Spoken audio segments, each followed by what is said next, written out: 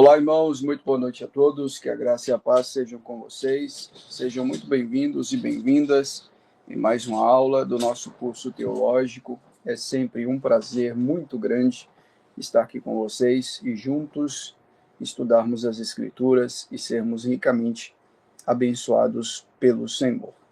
Hoje nós vamos dar sequência à nossa aula de História da Igreja.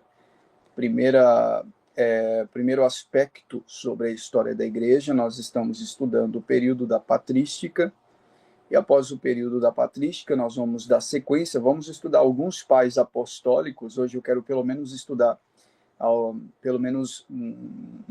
os pontos principais de suas obras aqui com vocês, pelo menos um deles.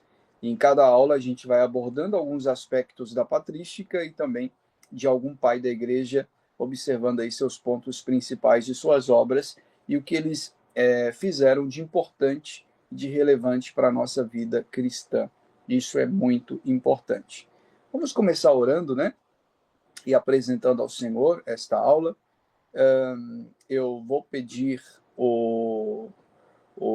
deixa eu ver, eu vou pedir o irmão Eudes, se tiver disponibilidade, para fazer esse momento inicial de oração para a gente, por gentileza.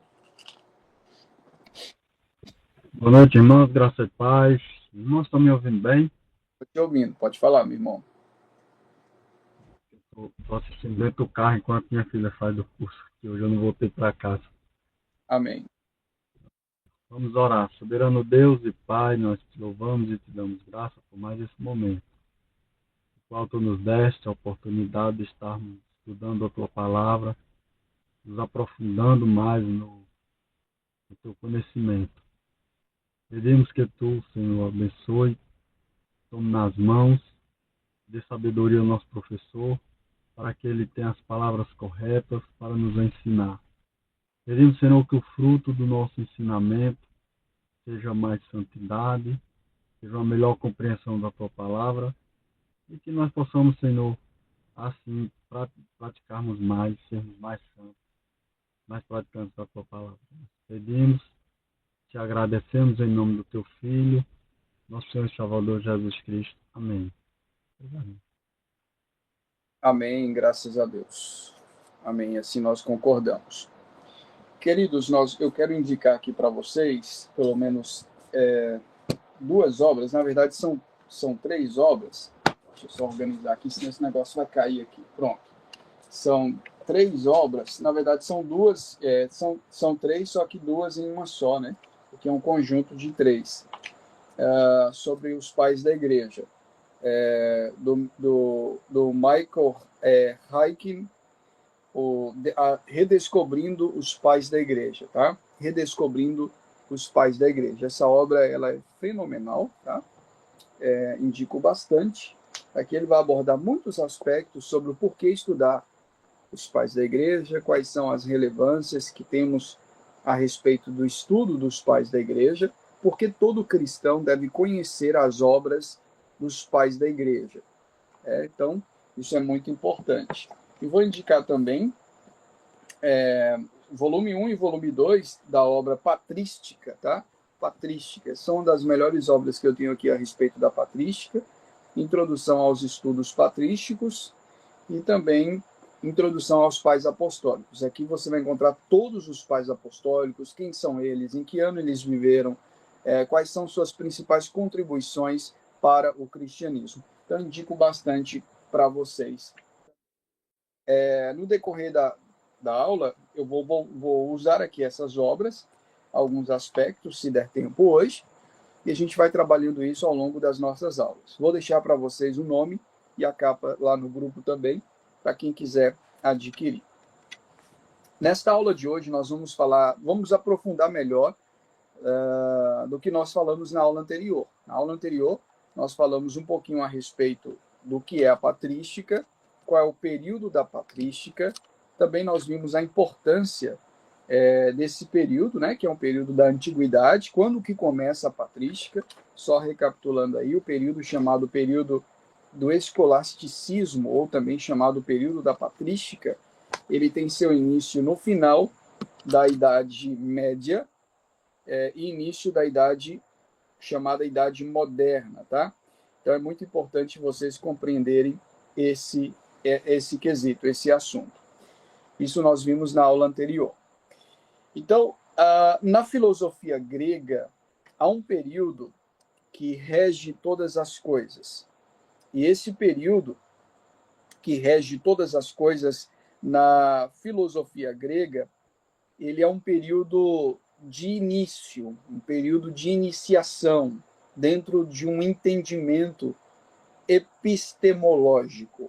Talvez eu esteja falando um pouco difícil aqui, alguns termos, mas a palavra epistemologia, o estudo do saber, o estudo do conhecimento, de toda a razão de conhecimento. Não entra na grade nossa aqui desse curso, a epistemologia, mas diversas vezes a gente vai abordar alguns aspectos epistemológicos, que é aspectos a respeito da sabedoria, a respeito do saber dentro da filosofia. Então, na filosofia grega, há um princípio que rege todas as coisas criadas e ordenadas por Deus. Esse princípio, nós vamos chamá-lo de logos, que é o início, logos, considerado logos pela maioria dos filósofos gregos como a alma do universo, o centro do universo, o centro da vida, o centro de todas as coisas. Também na filosofia grega, o logos, ele faz com que Deus ele tenha acesso com o mundo, tenha acesso conosco, fazendo o mundo funcionar em perfeita ordem dentro do seu propósito. Isso dentro da filosofia grega. Isso faz muito sentido dentro do cristianismo. Vejam vocês que Cristo, ele é chamado pelas Escrituras de o mediador de um novo pacto, o mediador de uma nova aliança. Os pais da igreja, eles vão usar conceitos dentro da filosofia grega e conceitos dentro do cristianismo para unir em um só ponto e mostrar que tudo que a maioria do que é dito, pregado, ensinado dentro da filosofia, você pode levá-lo para o cristianismo e apontar para a pessoa de Cristo, por exemplo, para a obra de Cristo. Se nós temos o principal ponto da filosofia, que é o conhecimento e o entendimento do saber, o principal ponto da filosofia, que é o conhecimento para a vida, para viver melhor em sociedade, para viver melhor nesse mundo, essa fonte de todo saber e de todo conhecimento, nós chamamos essa fonte de Jesus Cristo, porque nós somos cristãos. E o próprio Senhor Jesus declarou isso abertamente.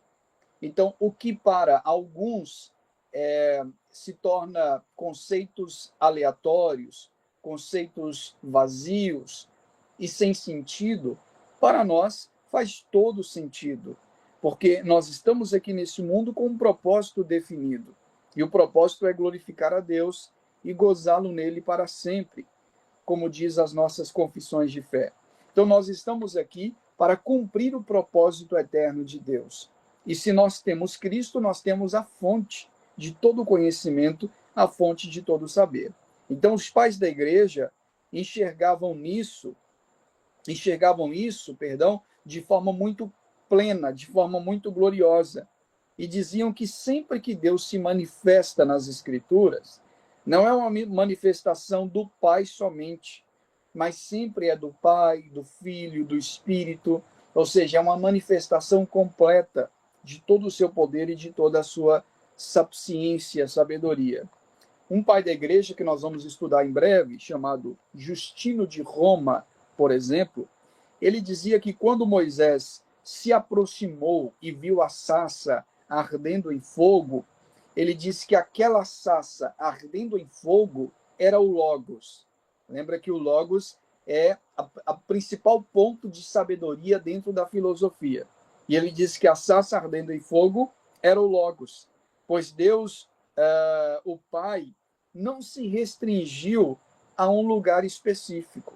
Mesmo que ele vai dizer para Moisés, tire a sandália dos seus pés, porque o local que você pisa é santo. Ele não se restringiu àquele local. Tudo aquilo foi apenas um ato simbólico para demonstrar algo maior, o poder desse Deus, a autoridade desse Deus diante de Faraó, a autoridade desse Deus diante do Egito. Ou seja, Deus usa de alguns modos, de alguma forma, para demonstrar o quanto ele é fiel, o quanto ele é poderoso e o quanto ele é soberano. Então, Justino de Roma vai usar isso para mostrar que a Bíblia ela está muito mais além do que nós compreendemos ou entendemos. A Bíblia ela aponta para o princípio de todo o saber, de toda a sabedoria, o Logos, que é o próprio Deus, que é o próprio Cristo, a principal fonte de todo o saber. Então, essa visão de filosofia grega com aspectos cristãos, com aspectos bíblicos, nós podemos dizer que são conceitos dentro da patrística. Nós podemos olhar até certo ponto, em alguns aspectos, com simpatia. Mas, do outro lado, isso pode se tornar um problema muito grande, porque pode se tornar conjecturas que são invasivas, que são vazias, que não são carregadas de biblicidade, de conhecimento correto dentro da teologia. Então, por esse motivo, nós iremos ver também alguns exageros cometidos por alguns pais da igreja e alguns erros, inclusive, cometidos por alguns pais da igreja que exageraram muito dentro de um aspecto bíblico, ao tentar fazer essa junção entre filosofia grega com aspectos cristãos. Como, por exemplo, Filo de Alexandria. O Filo de Alexandria, por exemplo, como nós vimos na matéria de hermenêutica, ele interpretava as escrituras de um modo totalmente figurado. A interpretação alegórica figurativa. Tudo na Bíblia é alegórico, do tipo assim, não, o pecado de Adão foi apenas simbólico, né? A serpente é apenas simbólica e tudo mais. E tem muita gente que acredita nisso devido aos erros de alguns pais da igreja que penderam um pouco para esse lado de alegoria, de alegorização das escrituras, por causa de um conceito filosófico grego, por exemplo. Os próprios gnósticos, o gnosticismo, nos primeiros séculos da história da igreja cristã, eles entraram com muitas heresias no meio do povo de Deus, baseados sim em questões filosóficas gregas. Por exemplo, a ideia de Platão, que dividia o mundo entre dois tempos, o mundo das ideias e o mundo material, sendo o mundo das ideias superior ao mundo material. Mais tarde, isso foi crescendo, essa ideia, e chegou a se tornar não apenas platonismo, mas neoplatonismo, essa ideia de Platão. E quando isso permeou no meio do povo cristão, foi um desastre muito grande. Porque se eu acreditar que o corpo é mau e que o espírito é bom, o mundo espiritual, o mundo das ideias é superior a esse mundo material, a pergunta que eu vou fazer é: o que eu vou fazer com o meu corpo? O que eu vou fazer com a minha vida? Eu vou negar dois pontos cruciais do Evangelho, que é a ressurreição de Jesus, porque Jesus ressuscitou de forma corpórea, e eu vou negar também a encarnação de Jesus, porque Jesus se encarnou também de forma corpórea. Então, se eu absorver para mim essa ideia de neoplatonismo, fazendo uma junção com o cristianismo, eu vou cair em erro profundo. Então, veja que isso é muito perigoso. Então, tem os seus pontos positivos e tem também os seus pontos negativos, essa junção entre a cultura grega com a cultura cristã. Os pais da igreja, eles adotaram esse aspecto inacessível de Deus, talvez por causa da grandeza de Deus, apontando para um conceito mais filosófico, um conceito mais epistemológico a respeito do ser de Deus. Por exemplo, eles adotaram, em alguns aspectos, alguns pais da igreja adotaram, por exemplo, a imortalidade da alma, a crença na imortalidade da alma. Os filósofos gregos, eles concordavam muito com esse aspecto, dizendo que isso estava correto. E o cristianismo, muitos assuntos, muitos teólogos, muitos pais da igreja começaram a crer a esse respeito. Porém, alguns pais da igreja criam na imortalidade da alma de forma condicional da alma, ou seja, a alma é imortal se ela for salva. A alma só é imortal se ela for salva, ou seja, ela permanece viva eternamente porque ela vai para um local chamado vida eterna. Então, se ela vai para a vida eterna, ela é imortal somente do salvo. Mas aqueles que não são salvos não têm imortalidade da alma. Então, não é salva. A pessoa que não é salva, ela perece, ela é aniquilada em alguns aspectos de alguns pais da igreja. Então, outros sugeriram, por exemplo, que a alma, ela sendo perdida, ela vai para o inferno e sofre mais. Mas não é um sofrimento para sempre. É um tempo de sofrimento e depois ela é aniquilada. Alguns pais da igreja vão acreditar nessa ideia. Isso entra em contradição completa com alguns textos bíblicos que mostram que o inferno é eterno, que o inferno é um estado eterno, não é um estado intermediário.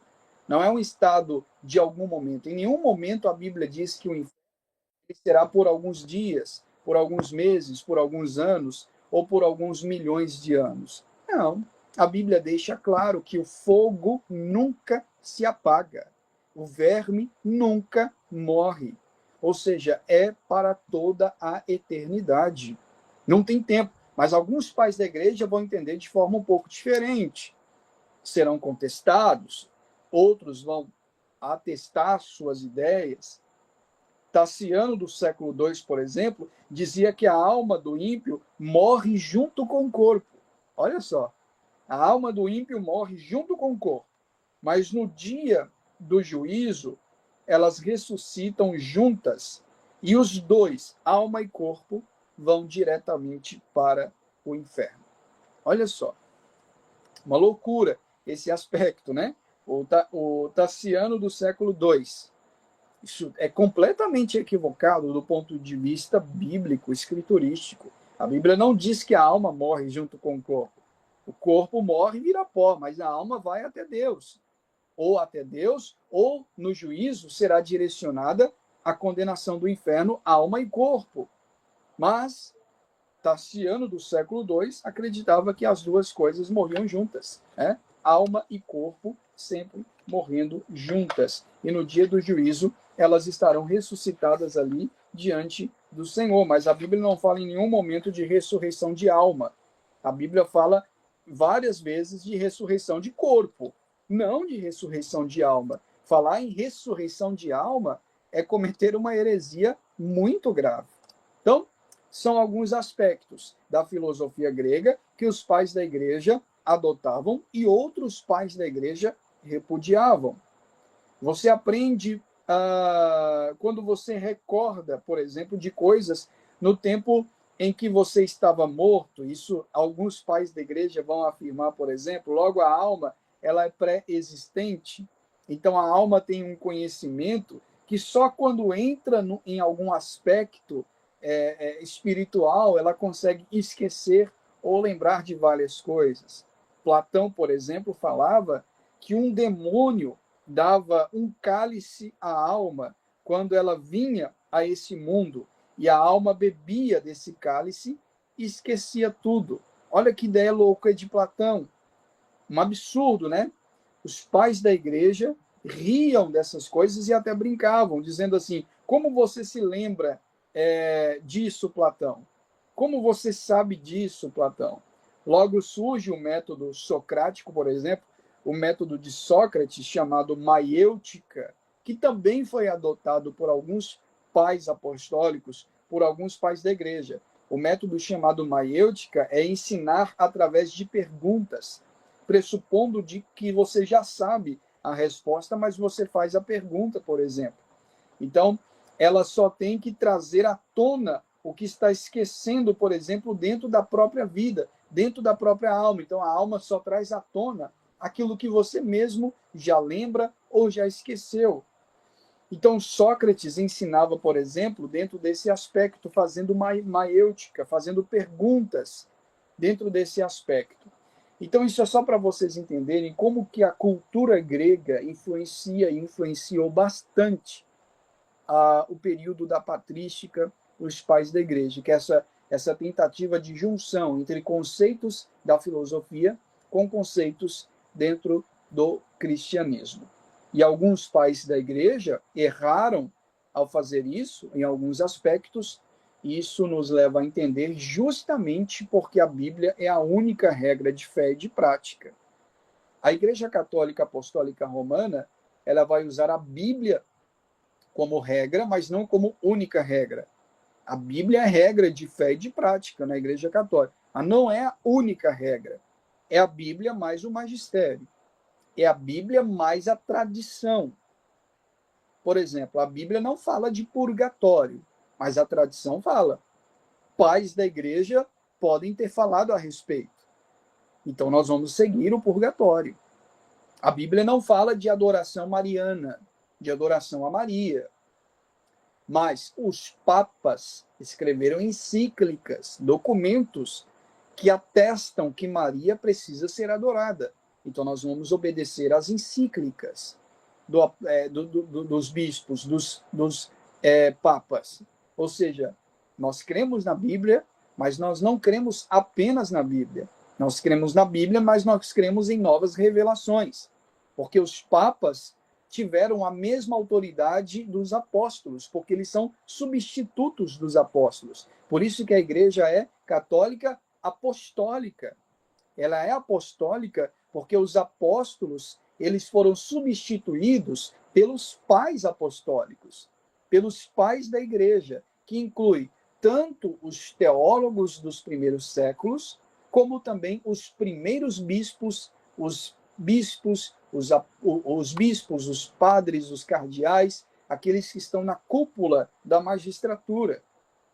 Então, eles acreditam que a Bíblia é a palavra de Deus, mas a palavra de Deus também está dentro dos conceitos da tradição. Nós não cremos nisso.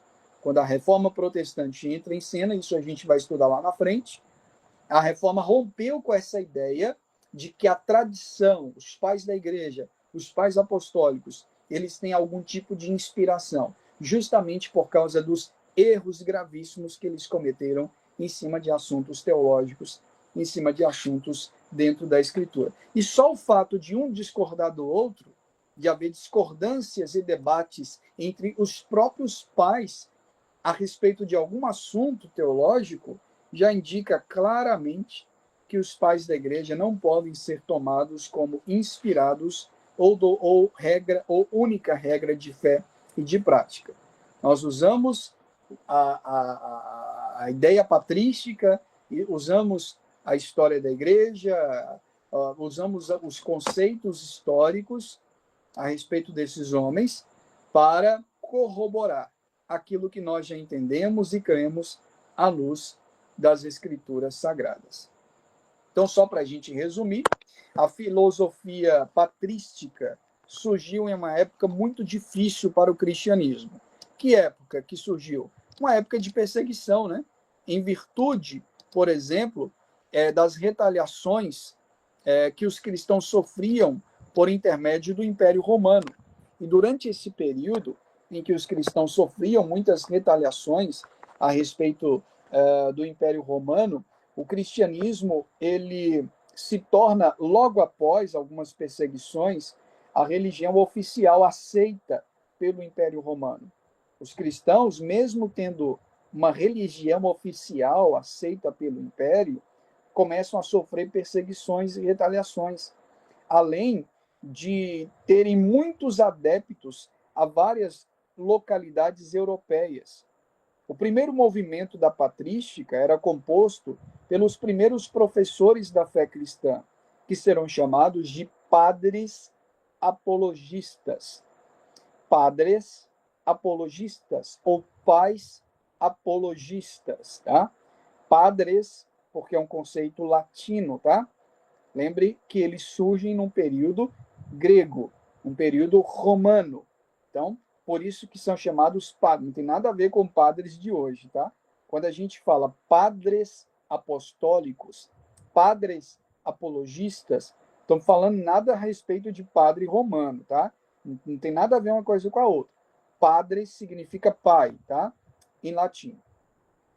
Então, os primeiros que iniciaram e que deram o primeiro passo a respeito da patrística os primeiros professadores dessa fé cristã e que foram necessários eles se erguerem, se levantarem, são chamados de padres apologistas. Por qual motivo? Primeiro, por causa do forte levantamento de heresias, do forte combate que havia nos primeiros séculos da história cristã a respeito das heresias. Esses padres apologistas, eles tinham a missão de fazer uma defesa do pensamento cristão, devido à grande quantidade de heresias que haviam surgido. Entre os apologistas, alguns escolheram o caminho da união da filosofia grega pagã com o cristianismo. Foi o que eu disse anteriormente. Essa junção entre filosofia grega pagã com cristianismo. Por exemplo, Justino e outros defenderam a total exclusão e repressão da filosofia pagã grega, como também Tertuliano.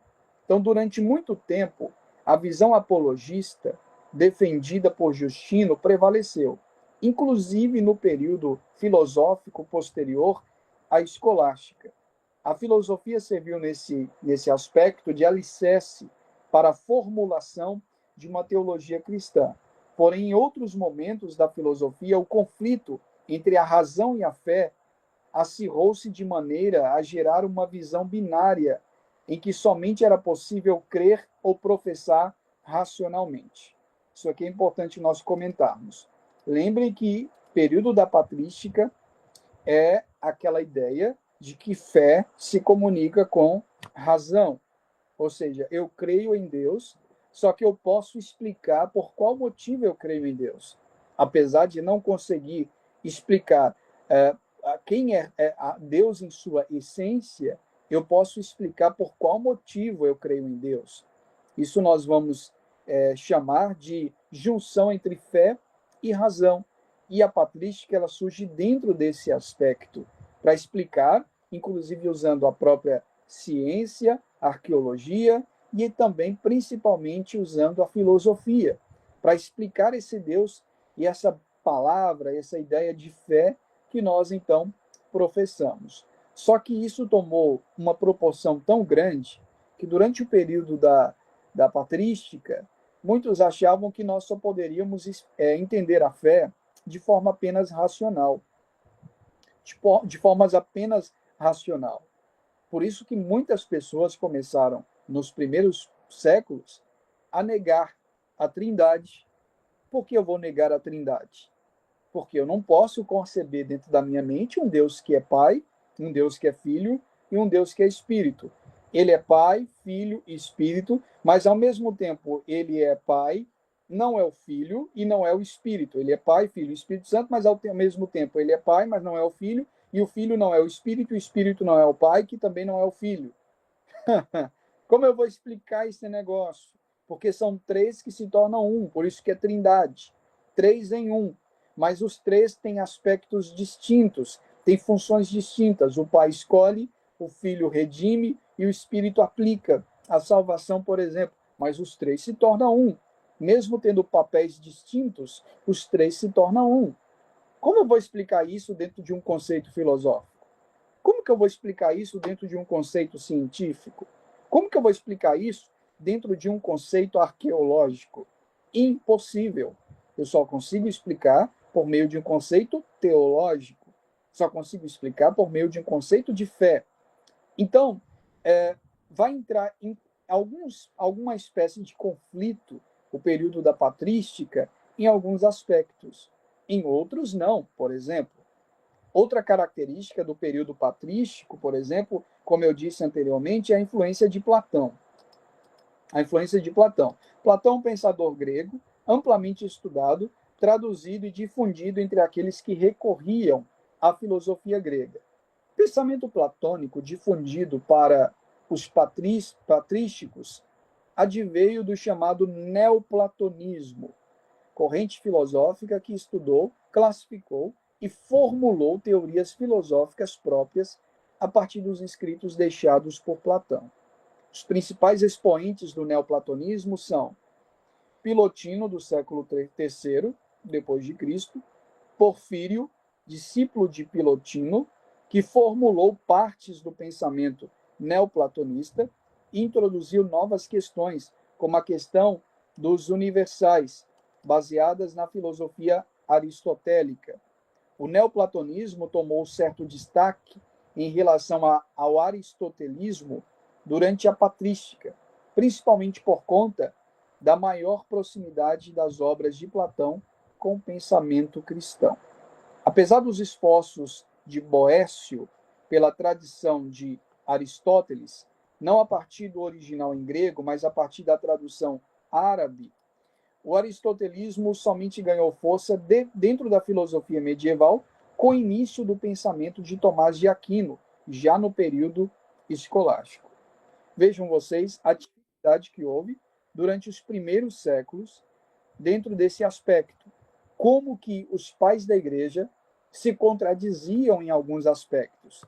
Alguns eram platônicos ou neoplatônicos, outros eram aristotélicos, ou seja, alguns acreditavam em uma ideia platônica, que é aquela ideia de que o mundo material é inferior ao mundo imaterial, ao mundo das ideias, e o mundo das ideias é superior.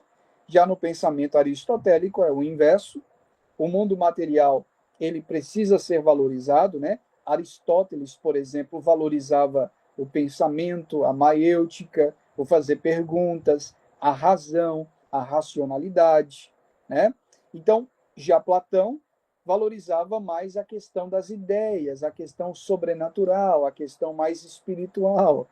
Então, veja como isso vai causar um embate, inclusive até os dias de hoje. Não mais com esses termos de aristotelismo e platonismo, mas hoje nós temos uma grande ideia entre crentes, por exemplo, de que estudar teologia causa frieza espiritual, que estudar teologia é matar o espírito, que estudar teologia é a letra que mata. Não tem isso nos dias de hoje? Mesma coisa no tempo dos pais da igreja, só que no tempo deles não era a teologia em si como um todo, mas era o ensino do cristianismo com o ensino da filosofia. Não, se você valorizar muito a questão do pensamento, da maêutica, de fazer perguntas, do aristotelismo, isso vai ser ruim para a sua vida espiritual. Você vai ficar somente um conhecedor de muita letra, vai matar as ideias espirituais. Aí já vinha o neoplatonismo dizendo, não, você tem que valorizar as experiências, a ascese, o ascendimento, o mundo das ideias, o mundo superior, e não esse mundo natural que nós vivemos. Então veja os dois lados de uma mesma moeda, uma linha muito tênue entre razão e espiritualidade. Isso era muito comum no período dos pais da igreja. E alguns pais da igreja vão se esforçar bastante para tentar achar o ponto de equilíbrio dentro desse aspecto. Um deles será Tomás de Aquino, com a filosofia, com a teologia chamada teologia tomista. Mais tarde a gente vai entender o que é isso, o que é filosofia tomista ou teologia tomista. Tomás de Aquino ele vai conseguir achar um ponto de equilíbrio entre a valorização das ideias e a valorização daquilo que é espiritual, daquilo que é imaterial. Posteriormente, passado o período dos apologistas, né, o período das apologias, alguns nomes sobressaem, como, por exemplo, Boécio, do século V até o século IV, do século V até o século VI depois de Cristo, reconhecido como tradutor e comentador, por exemplo, de Aristóteles e da obra Isagoge, que era uma das obras de Porfírio e também de Agostinho de Hipona,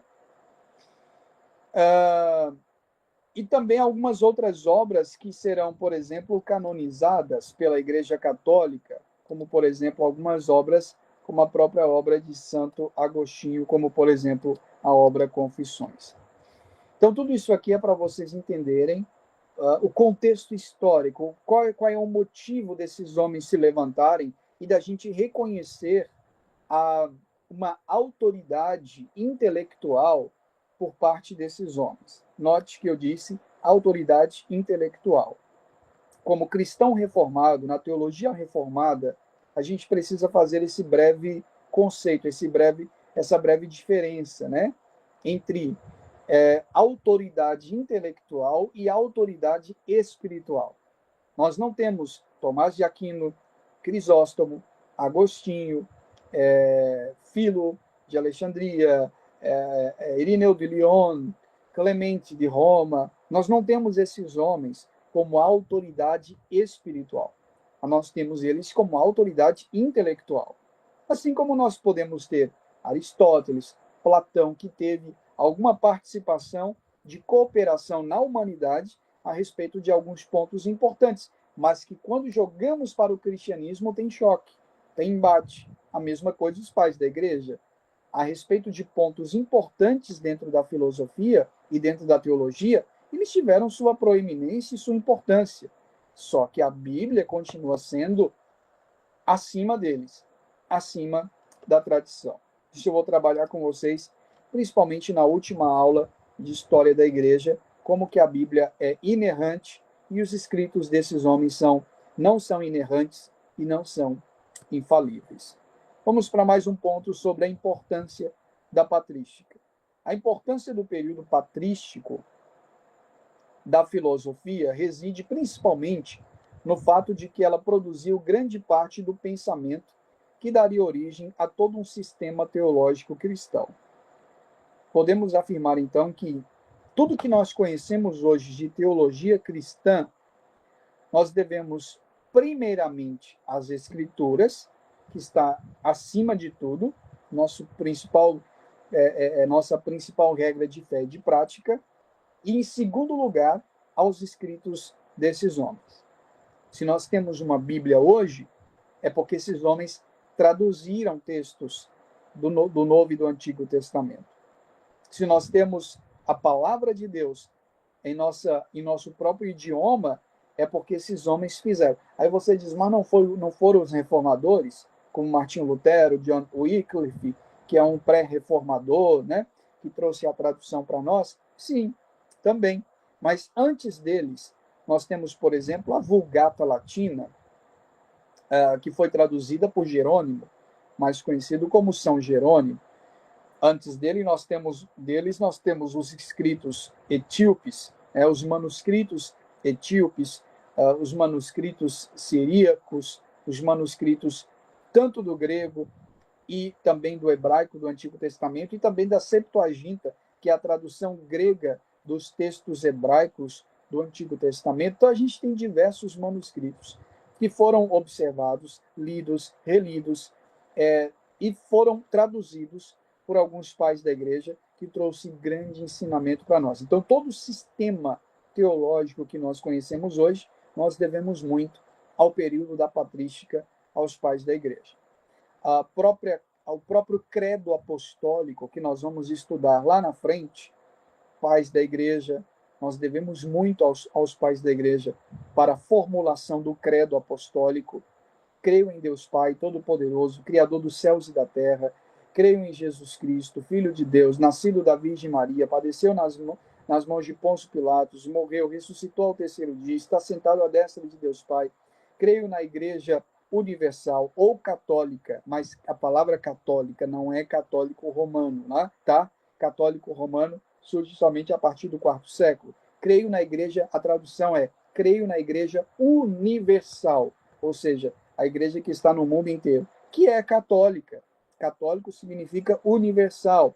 Creio na Igreja Universal, ou seja, os eleitos. Eu creio que Deus tem eleitos no mundo inteiro. Creio que a Igreja de Cristo não está somente no Brasil, está em Roma, nos Estados Unidos, na América, todos os locais. Por isso que nós cremos na catolicidade da igreja, ou seja, a igreja que está reunida no mundo inteiro, não é romana. Então, é uma ignorância, por exemplo, do ponto de vista intelectual, você dizer, eu sou católico, apostólico, romano. Primeiro, porque se você disser, sou católico, apostólico, romano, você está dizendo que não é católico, que não é apostólico e que não é romano. Porque quem é católico admite que a igreja está em todos os locais, não apenas em Roma. Quem é apostólico admite que a doutrina dos apóstolos ela é sucessiva, Ou seja, existem novos apóstolos hoje. Está contra a palavra de Deus. Então você não é apostólico, porque você está contra a doutrina dos apóstolos. Paulo diz que se alguém coloca outro fundamento, além do que já está posto, seja anátema. E se você é romano, você negou as duas coisas.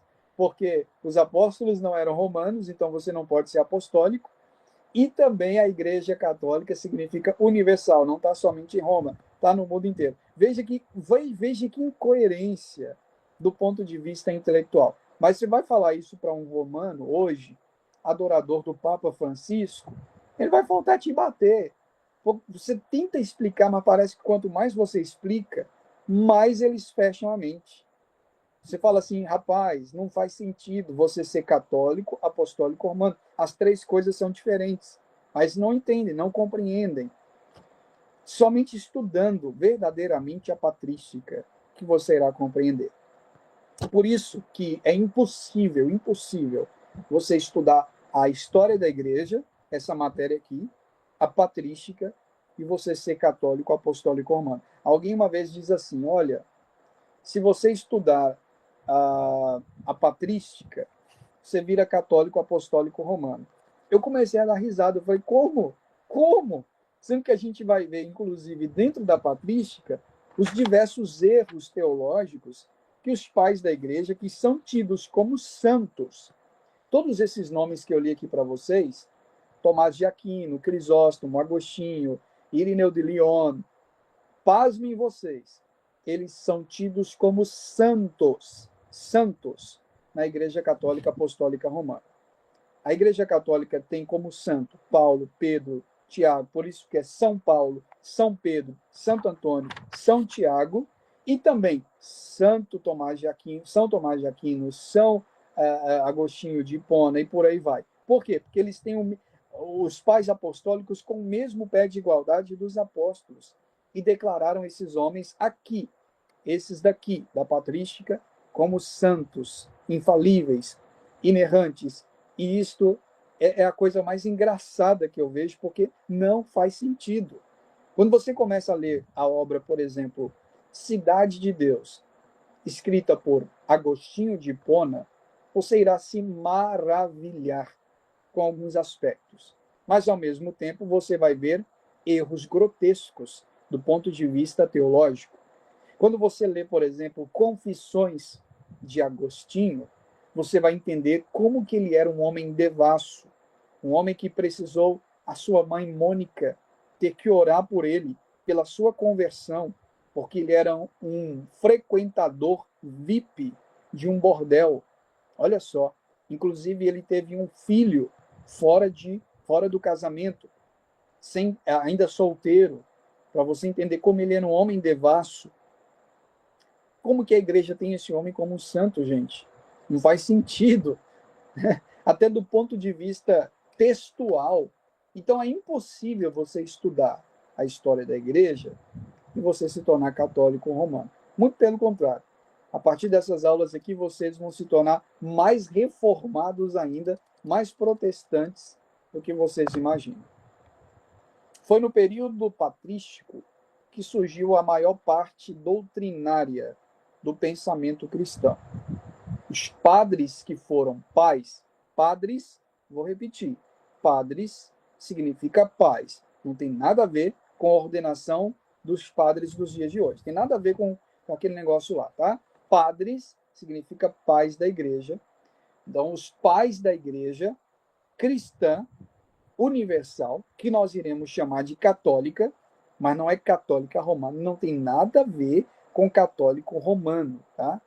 Mas são pais da igreja cristã católica, que é a igreja de Cristo espalhada no mundo inteiro, irão formular o que nós iremos chamar, a partir dessa aula de hoje, de o princípio de todo o pensamento cristão, que dará origem ao que conhecemos hoje como Igreja de Cristo, ou Igreja Cristã. Tá? Vamos ver alguns de forma um pouquinho resumida, mas eu não sei se a gente vai ter um tempo mais hábil para a gente abordar todos os aspectos desses homens. Talvez eu vou dar um trabalho para vocês a respeito desta matéria, e cada um vai trazer um comentário a respeito de um, vai fazer uma apresentação, talvez oral, para ficar um pouquinho melhor para vocês, para mim ver o nível de conhecimento de vocês a esse respeito, mas isso no final, a respeito de algum pai da igreja. Vamos abordar hoje aqui um pouquinho sobre o Agostinho de Hipona. Isso a gente vai ver um pouquinho mais sobre as obras dele, quais são suas contribuições a respeito do reino de Deus lá na frente. Mas o Agostinho, ele se tornou bispo da cidade de Hipona, e ele foi mais tarde canonizado pela Igreja Católica Romana como santo. Mas ele foi um pai patrístico, ou seja, considerado como o maior difusor do pensamento patrístico, e é o maior polemista. A gente vai ver quem são os polemistas, os pais polemistas, no período dos pais da igreja, no período da patrística. A história de Agostinho é complexa, pois até os 32 anos de idade, por exemplo, ele, sendo filósofo, era resistente ao pensamento cristão. Vai ter lá seu contato com religiões pagãs, né? Como, por exemplo, o maniqueísmo. Em aulas posteriores, eu vou explicar para vocês por que o maniqueísmo ele era muito difundido durante os primeiros séculos da história da Igreja. Ele buscou diversas correntes teóricas e escolas filosóficas na tentativa de encontrar um sentido para a sua vida, por exemplo, tendo contato com o pitagorismo, com o maniqueísmo e com a parte da filosofia grega, ou filosofia helênica. Sua mãe esforçou-se bastante para que ele se tornasse um cristão. Então, na juventude, ele não se interessou pela mensagem do Evangelho, pois as escrituras sagradas pareciam-lhe vulgares do ponto de vista histórico, para ele sendo um homem culto, estudado. Então, ele achava a Bíblia retrógrada, né? Sendo ele um homem estudado. Agostinho, ele se converte, dado a sua conversão, aliada à erudição e educação fornecida antes da conversão, após a conversão, isso se torna uma junção muito importante. Por causa dos esforços de seu pai, ele foi um homem muito culto, né? E ele converteu-se e passou então a estudar teologia, abandonou o maniqueísmo, começou a estudar teologia e também baseado na filosofia, conseguindo fazer essa junção aí da filosofia grega com a teologia cristã, e começou então a combater diversas heresias no período da história da igreja. A patrística, junto com a escolástica, produziu diversos livros importantes para a compreensão do pensamento religioso cristão ocidental, para a formulação de um pensamento racional medieval. Nós podemos destacar pelo menos 3 obras fundamentais no período da patrística que foram responsáveis para a formação de um pensamento cristão mais sadio e mais racional do ponto de vista da Idade Média. A primeira obra será chamada a obra Enéadas.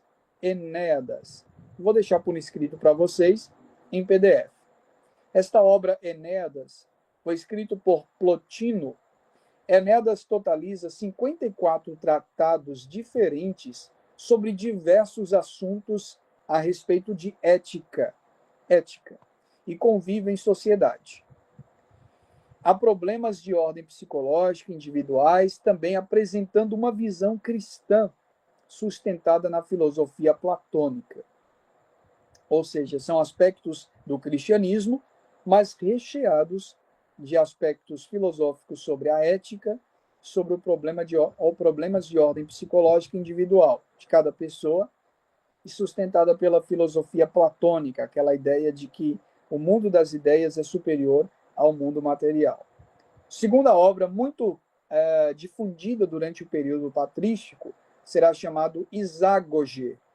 A Isagoge será um clássico de Porfírio, retomada a filosofia grega de origem aristotélica para reproduzir aspectos do método de procedência de Aristóteles, formando comentários sobre a filosofia grega.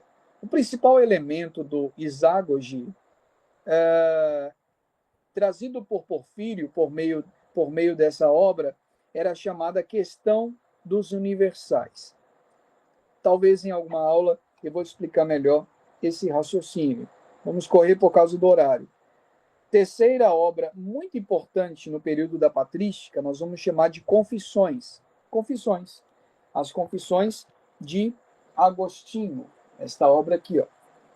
Confissões de Agostinho. Se você não tem em sua casa Confissões, você não sabe o que está perdendo. Esse livro ele é sensacional, tá? Confissões de Agostinho. Nesta obra, Confissões, esta obra ela é a obra que mescla literatura com elementos filosóficos.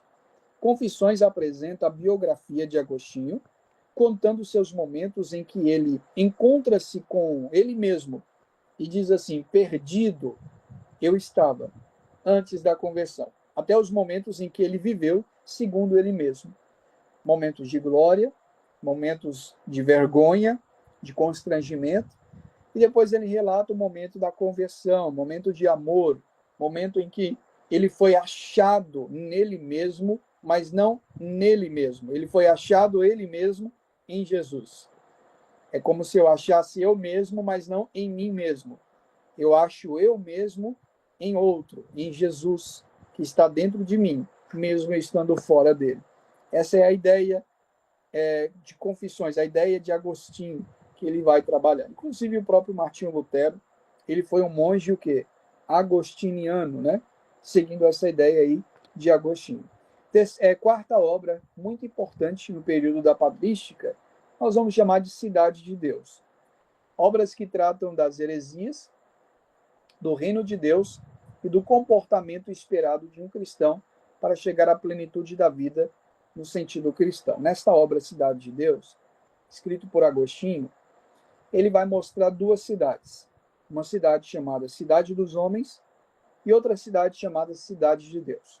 Tudo que é material, tudo que é finito, tudo que é ruim, está na cidade dos homens. E tudo que é bom, perfeito, amado, glorioso, está na cidade de Deus. E a vida cristã é o caminho, é esse caminho que nós trilhamos entre a cidade dos homens para chegar até a cidade de Deus. Eu sei que vocês podem fazer uma junção aí de analogia entre um livro muito conhecido entre nós, chamado O Peregrino, escrito bem depois por um homem chamado John Bunyan.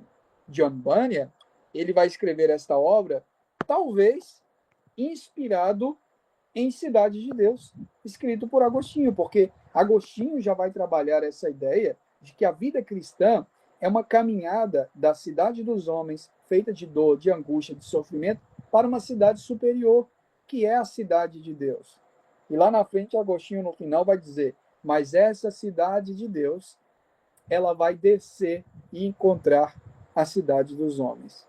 Veja que nós vivemos uma luta na vida cristã para chegar até a cidade de Deus. Mas quando nós chegarmos na entrada, nós iremos perceber que ao invés de entrarmos pelos nossos esforços de santificação, de viver uma vida santa, de viver uma vida boa, esses esforços não nos fazem entrar.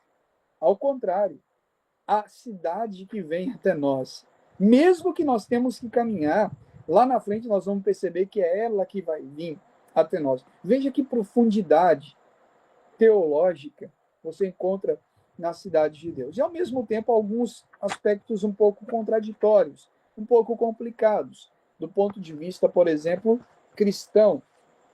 Só que todas essas obras foram muito importantes para a formulação do pensamento patrístico, no período que nós chamamos de período de patrística, ou período patrístico.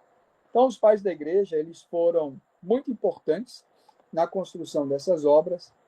Quero dizer para vocês também que pais apostólicos não são apenas esses homens, alguns deles que eu acabei citando aqui, mas os pais apostólicos, eles são também pessoas, documentos. Não são apenas pessoas, mas são também documentos. Essas obras, por exemplo, são documentos considerados como pais da igreja. Alguns minutos nos separam para o término desta aula. Como é uma aula um pouco cansativa, por ser uma aula histórica, então eu pretendo ir até 1 hora para não ficar muito cansativo, porque é muita informação em pouco espaço de tempo. Então, 5 minutos e nós já encerramos. Vamos introduzir aqui alguns aspectos ainda sobre pais apostólicos. Os primeiros pais que surgem na história da igreja são pelo menos oito pais apostólicos, que são os primeiros que surgem na história da igreja. Eles não são somente pessoas, mas são também documentos, como eu acabei de dizer. Um dos primeiros documentos que surgem, que nós podemos chamar de pais apostólicos, por exemplo, é este documento aqui. Só um momento que eu vou pegar. Este documento aqui, chamado Didaquê.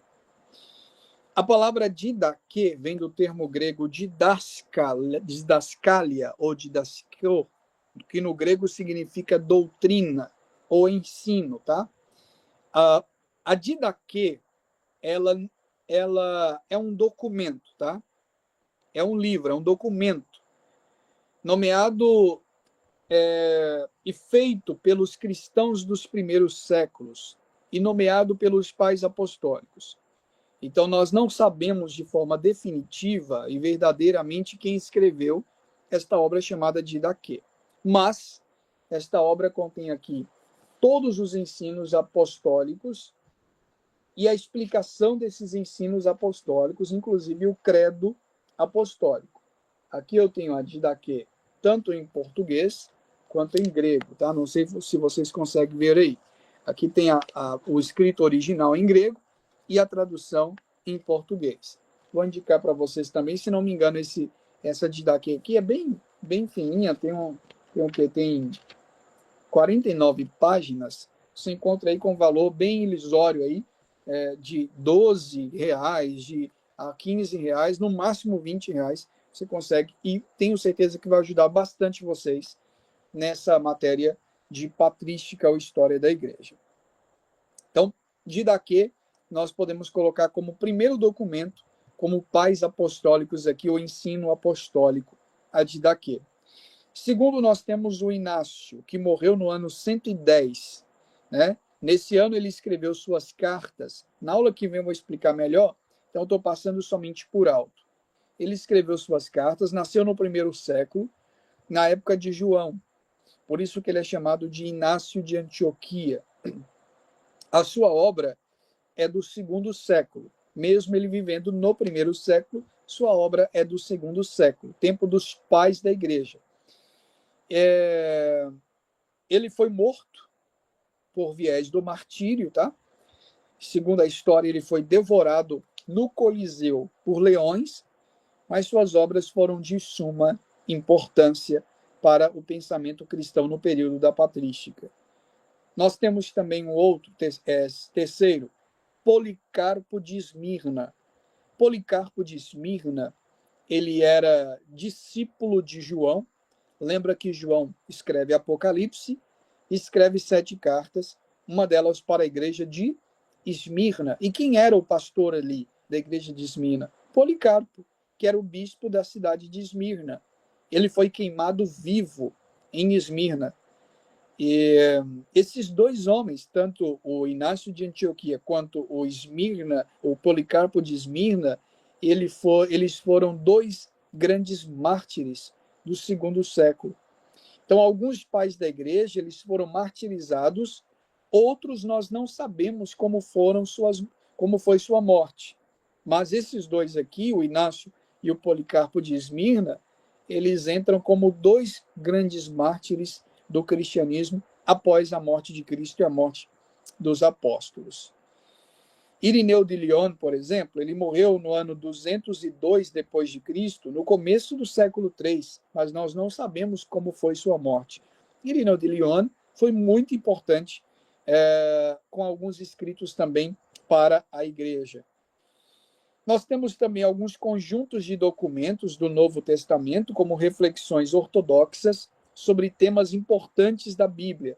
Todos esses documentos nós vamos tê-los também como documentos dos pais apostólicos, como tradição dos pais apostólicos. Eu quero destacar mais uma vez que todos eles não são infalíveis, não são inerrantes e que corroboraram para o crescimento do reino e o crescimento do aspecto teológico da igreja, mas não são infalíveis, são passíveis e sucíveis de erros, mas que trouxeram grande contribuição para o reino de Deus. Na aula que vem, nós teremos 1 hora, e eu vou expor aqui os principais deles, o ano em que eles nasceram, o ano em que eles viveram, quais são as suas principais contribuições de cada um, tanto desses que eu já mencionei aqui por alto, quanto os outros, pelo menos 8, dos pais apostólicos. Depois nós vamos para os pais apologistas, depois nós vamos para os pais polemistas, e vamos prosseguindo aí sobre a importância do período da patrística na história da igreja. Alguém tem alguma dúvida sobre essa aula de hoje? Ou alguém aqui já virou católico romano com essa aula aqui de hoje? Ou ficou mais reformado ainda, mais crendo nas escrituras ainda? Fiquem à vontade. Adriana, fique à vontade para fazer pergunta, lembrando aí que são apenas, no máximo, 3 a 4 minutos para a sua formulação, pergunta, para que outras pessoas também possam perguntar, tá bom? Boa noite para todos. Ô, professor, antigamente os cristãos eram conhecidos como os seguidores do caminho, não é? Aí o senhor falou que era a Igreja Católica. Não, a Igreja Católica. A Igreja Católica, o senhor falou, né? Então, e por que se perdeu essa citação falando que antigamente os cristãos eram conhecidos como os seguidores do caminho? E como que daí partiu para ser católico? A palavra católico não é uma definição para a igreja. A palavra católico é um título para a igreja.